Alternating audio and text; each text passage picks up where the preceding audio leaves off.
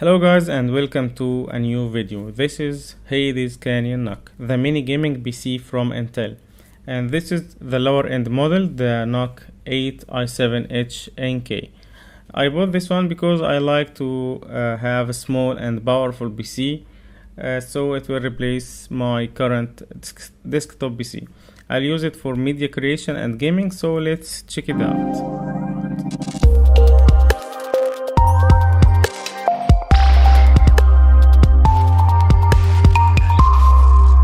Intel NUC is the series of mini PCs, and this is the latest NUC, the Extreme Performance.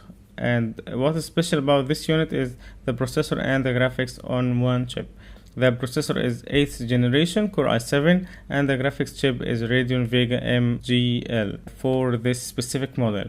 There is a higher spec model, which is the NUC8i7HNK, which is around $200 more, with more extra power in the processing and the graphics, and the graphic chip is capable of VR. I'm not a big fan of VR right now, so I decided to save some money and buy this model. Especially I still have to buy storage and RAM, and I've already have a licensed copy of Windows. I opened the case and I added 16 GB of RAM and used 256 GB SSD M.2 Samsung Evo 870 to be my main system drive, and another drive of 500 GB for more storage.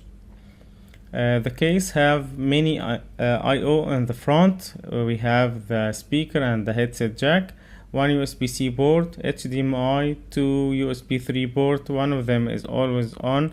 The power always on, even if the case is off, you can charge your phone.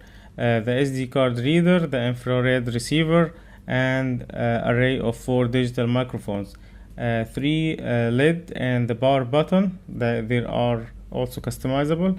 And in the back we have the HDMI. We have 3 more USB 3 ports. We have 2 Ethernet ports, 2 mini DisplayPort connectors, 2 Thunderbolt 3 Type-C ports, and the DC power input jack with connector to a huge power adapter. And finally we have the speaker port. The case looks nice with the RGB LED skull on the top of the case. You can change the color, the behavior of the skull, the eyes, the LED on the front using Intel LED Manager software, and even you can turn it off if you don't like these lights. After installing the drivers, I've run some benchmarking and the result was good to me. On the screen now there is a result of the benchmarking. As I said, this is a lower end model, so the result is okay to me. I can play AAA games from medium to high settings with frame rate from 30 to 60 frames per second. Which is close to the performance of a gaming console. Sometimes I connect it to my 4K TV and play games there. It was a nice experience, especially when using a gamepad controller. In my opinion, if you like small PCs, this is a great unit to have with a reasonable price. Well guys, if you have any question about it, tell me in the comments below. If you like the video, hit the like button. Next video will be about retro gaming on Raspberry Pi 3 Model P+, and I've got this board from Japan. If you like to know about it, please subscribe.